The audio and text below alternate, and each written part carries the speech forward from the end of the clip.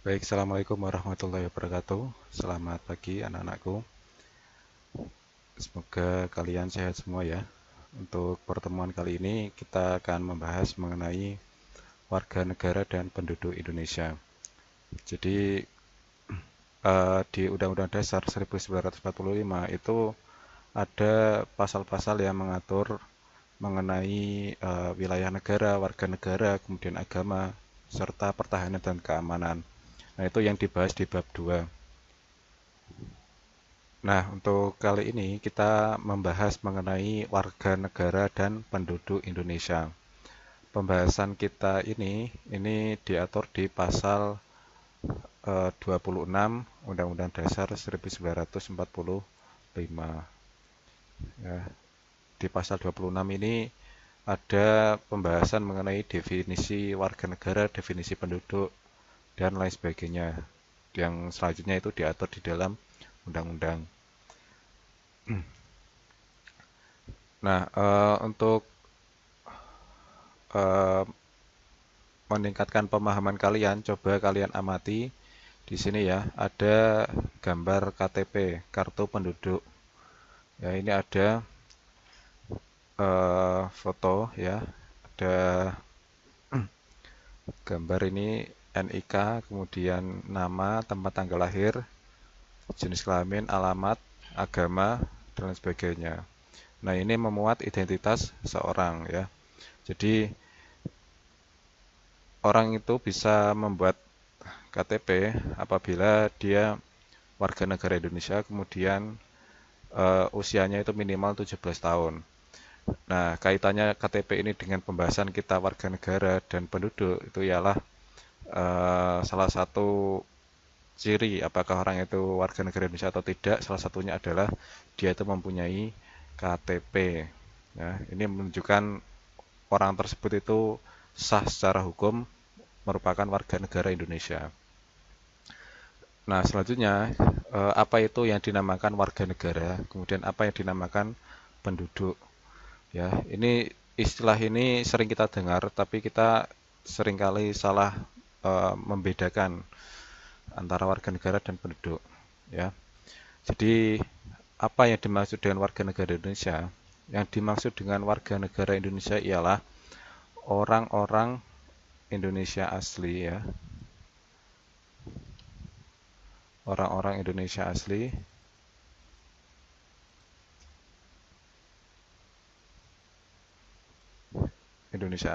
dan orang bangsa lain yang disahkan eh, sesuai dengan undang-undang ya, yang menunjukkan orang itu sebagai warga negara Indonesia. Jadi kata kuncinya di sini ya, yang menjadi warga negara, yang menjadi warga negara di sini ialah orang Indonesia maupun orang asing yang dimana orang itu disahkan menurut undang-undang. Misalnya ada pemain sepak bola namanya Christian Gonzalez. Dia orang asing, tapi dia tinggal di Indonesia dan juga dia itu disahkan dengan undang-undang. Nah, maka Christian Gonzalez itu disebut sebagai warga negara. Nah, saya sendiri Pak Muarif ya, saya tinggal di Indonesia, orang Indonesia asli, dan juga saya juga disahkan oleh undang-undang. Buktinya apa? Buktinya saya punya KTP, maka saya bisa disebut sebagai warga negara Indonesia. Ya, disahkan. Kata kuncinya di sini disahkan sesuai dengan undang-undang. Ini yang dinamakan eh, warga negara Indonesia. Nah, selanjutnya kita bahas mengenai penduduk. Jadi penduduk itu apa? Penduduk itu ialah orang Indonesia dan orang asing yang bertempat tinggal di Indonesia. Ya.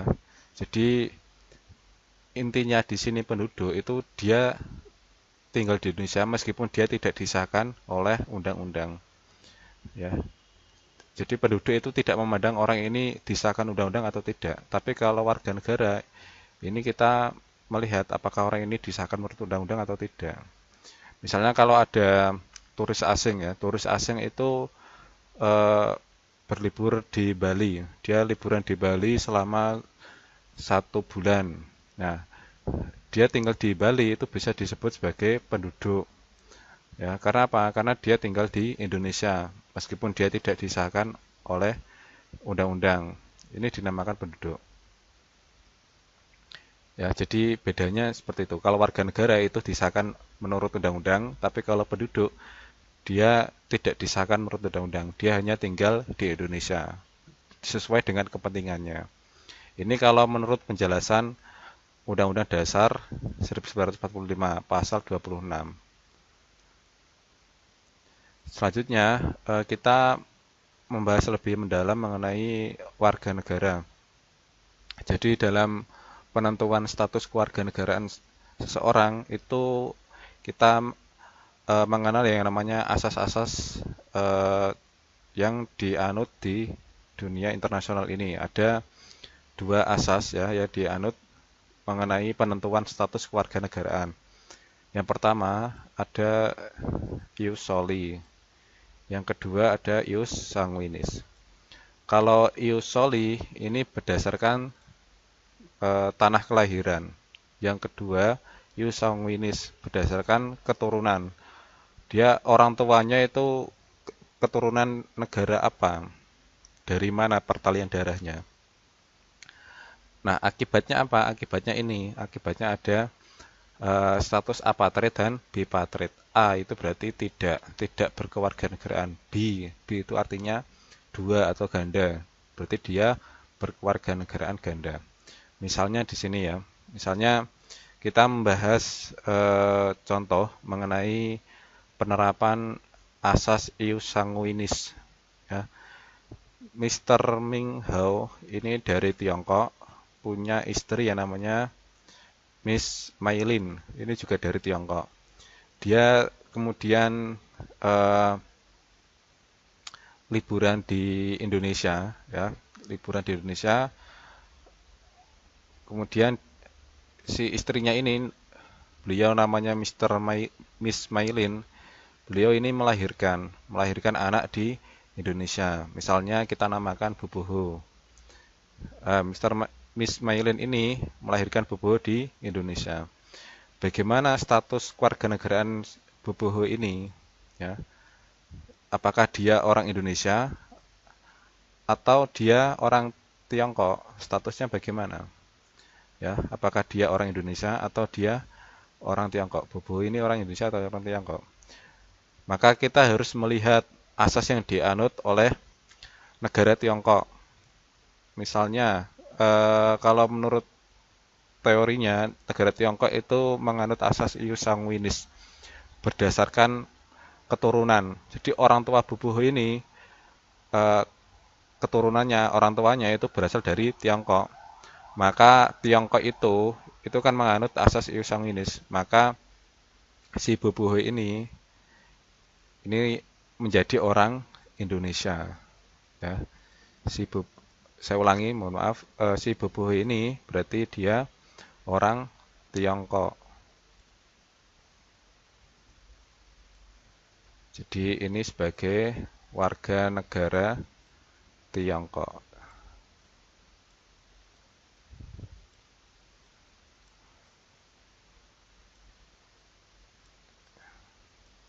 Di Bubuhu ini dia menggunakan asas ius sanguinis. Karena apa? Karena Tiongkok itu menganut asas ius sanguinis berdasarkan pertalian darah atau keturunan. Nah, Bubuhu ini keturunan Tiongkok, berarti dia menganut atau berstatus sebagai warga negara Tiongkok. Ini Bubuhu. Misalnya contoh lagi, eh, contoh yang ius. Jadi misal ini kita memberikan contoh eh, mengenai asas ius soli, tanah kelahiran. Ada orang yang namanya Mr. Lewis Kane itu dari Inggris menikah dengan Miss Katy itu juga dari Inggris. Nah, beliau berdua itu liburan ke Yogyakarta. Ya, ketika libur di Yogyakarta, nah selama setahun, kebetulan si Miss Katy ini melahirkan ya, melahirkan anak yang bernama Mas Joko. Nah, ini Mas Joko ini lahir di Indonesia. Dia orang tuanya dari Inggris, tapi Mas Joko ini lahirnya di Indonesia.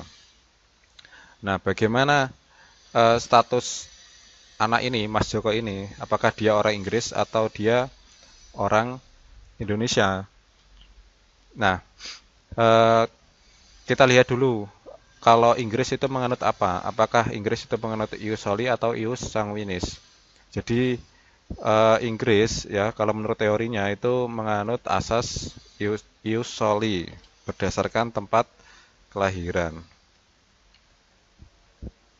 Kalau berdasarkan tempat kelahiran ya, maka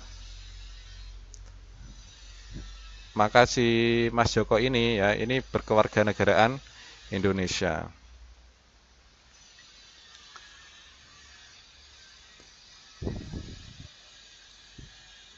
Jadi Mas Joko ini berkewarganegaraan Indonesia. Karena apa? Karena di negara Inggris itu menganut asas ius soli. Jadi meskipun dia orang Inggris, tapi ketika Mas Joko ini lahir di Indonesia, maka dia berkewarganegaraan Indonesia. Kenapa? Karena menganut asas ius soli. Ius soli itu ini. Nah, ius soli. Ius soli berarti dia orang Indonesia. Si Mas Jokonya ini.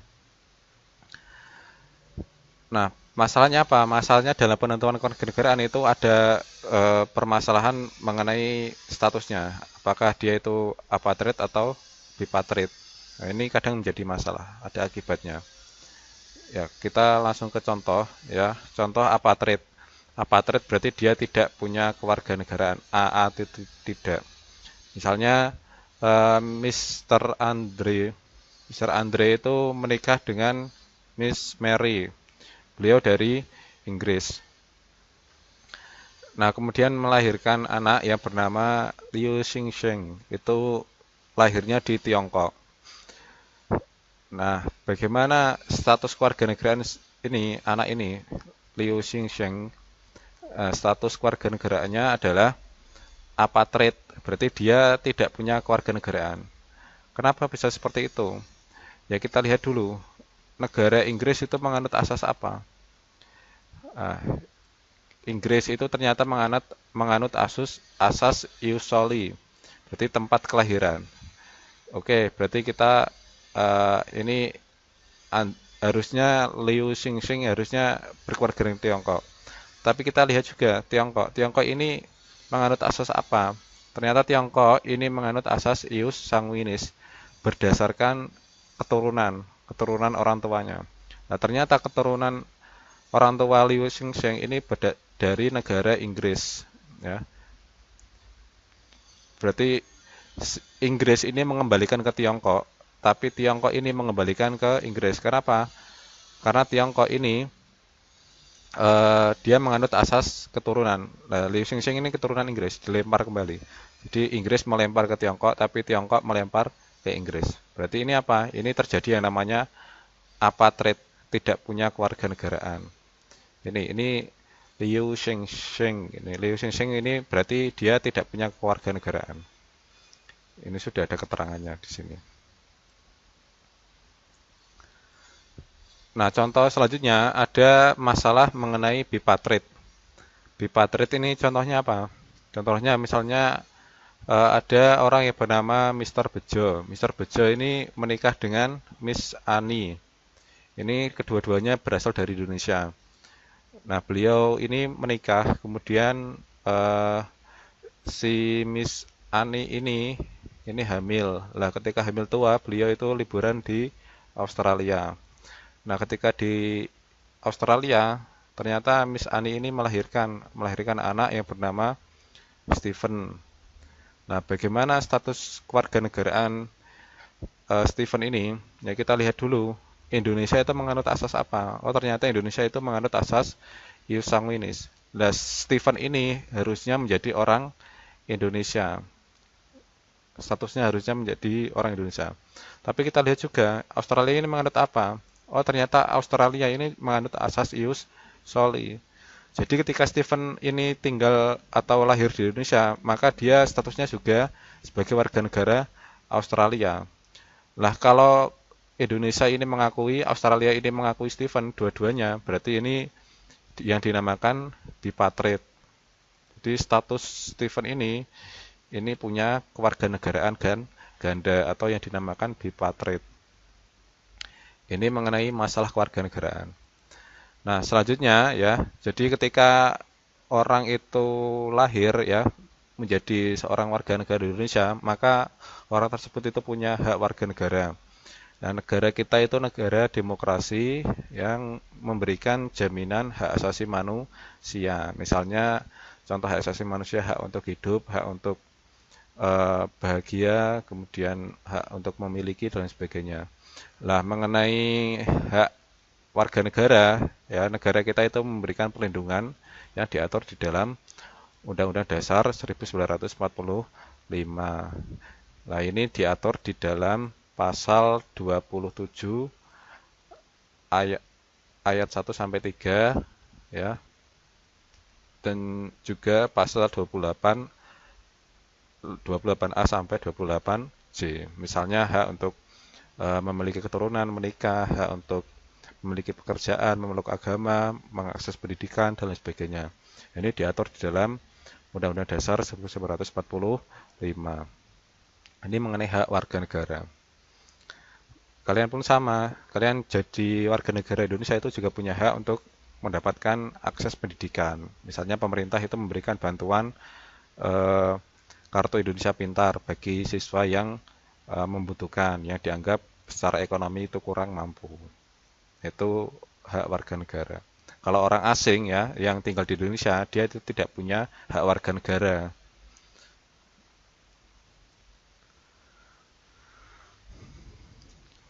Selanjutnya, eh, bagaimana cara memperoleh kewarganegaraan? Nah, misalnya ada orang asing ya tinggal di Indonesia, dia pengen punya kewarganegaraan Indonesia. Nah, salah satu caranya ya lewat ini. Misalnya lewat kelahiran. Lewat kelahiran ya kita lihat asasnya dulu, apakah negara tersebut menganut asas ius soli atau tidak. Misalnya orang Inggris melahirkan di Indonesia. Nah, negara Inggris itu menganut asas ius soli, maka orang itu secara kelahirannya di Indonesia, maka anaknya itu statusnya adalah warga negara Indonesia. Kemudian yang kedua, pengangkatan. Yang ketiga, naturalisasi. Naturalisasi ini ya seperti misalnya pemain sepak bola itu eh, bermain di Indonesia, kemudian dia mengajukan naturalisasi. Yang terakhir adalah pernyataan memilih. Nah, orang tersebut bisa memilih status kewarganegaraan. Nah, syarat-syarat menjadi WNI ini biasanya melalui dua cara ini. Selain tadi, misalnya naturalisasi biasa dan naturalisasi istimewa. Kalau naturalisasi biasa ini diatur di Undang-Undang Nomor 12 Tahun 2006.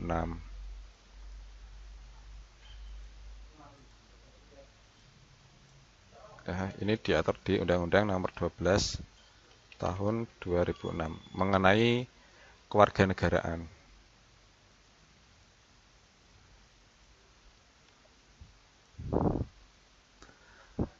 Contohnya apa ya? Contohnya syarat-syaratnya ini. Kalau mengajukan naturalisasi, dia harus berusia 18 tahun. Berusia 18 tahun atau sudah kawin. Tapi kalau menurut undang-undang terbaru, Undang-Undang Nomor 16 tahun 2019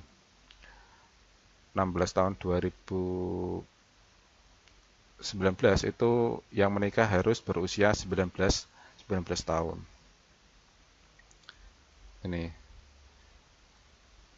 atau sudah kawin. Kemudian yang kedua, dia tinggal di Indonesia setidaknya 5 tahun berturut-turut atau 10 tahun. Kalau 10 tahun ini tidak berturut-turut. Dan yang ketiga, dapat berbahasa Indonesia. Yang keempat, mengakui Pancasila dan Undang-Undang Dasar. Dan yang terakhir, orang tersebut harus membayar uang ke kas negara. Ini kalau naturalisasi biasa. Kalau naturalisasi istimewa bagaimana? Nah, dia itu eh, berjasa besar kepada Indonesia dan mendapatkan persetujuan dari DPR.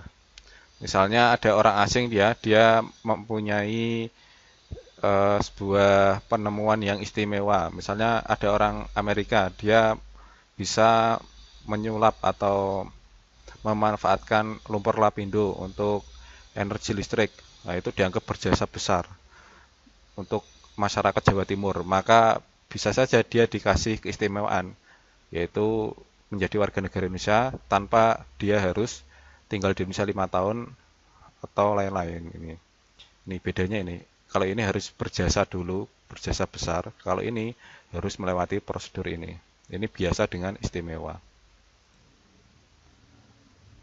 Nah, selanjutnya kita membahas mengenai eh, hilangnya kewarganegaraan Indonesia. Jadi, seorang WNI itu bisa saja kehilangan status kewarganegaraannya. Nah, kehilangannya itu bisa karena apa? Nah, di sini disebutkan yang pertama, kalau menurut Undang-Undang Nomor 12 Tahun 2006 mengenai kewarganegaraan ya, di sini orang itu bisa kehilangan kewarganegaraan. Yang pertama memperoleh kewarganegaraan lain. Yang kedua, dia ikut pemilu di negara asing. Nah, meskipun itu tidak wajib, tapi dia ingin berkontribusi di negara lain dengan ikut pemilu, maka orang tersebut dianggap eh, bukan warga negara Indonesia. Status kewarganegaranya itu hilang. Yang ketiga, dinyatakan hilang kewarganegaraan. Yang keempat, bersumpah setia kepada negara asing. Yang terakhir ini masuk dinas tentara asing atau dinas lain, meskipun itu bukan tentara. Ini eh, contoh mengenai hilangnya status kewarganegaraan Indonesia. Jadi kalau orang tersebut menjadi WNI, maka harus setia kepada negara Indonesia. Jika tidak, maka orang tersebut akan kehilangan status kewarganegaraan. Ya, itu saja untuk pembahasan mengenai warga negara dan penduduk Indonesia. Jadi kesimpulannya, ya, kalau sudah menjadi warga negara Indonesia, maka kita harus setia pada negara Indonesia. Kita harus mengakui ideologi Pancasila dan Undang-Undang Dasar 1945. Kalau tidak, maka kita akan kehilangan warga negara Indonesia. Dan ketika kita sudah menjadi warga negara Indonesia, maka kita punya yang namanya hak warga negara. Misalnya kalau kita di negara tinggal di negara Arab Saudi, kita punya masalah hukum di sana, maka pemerintah Indonesia itu akan memberikan bantuan sesuai dengan porsinya masing-masing. Itu saja dari saya, kurang lebihnya mohon maaf. Terima kasih. Assalamualaikum warahmatullahi wabarakatuh.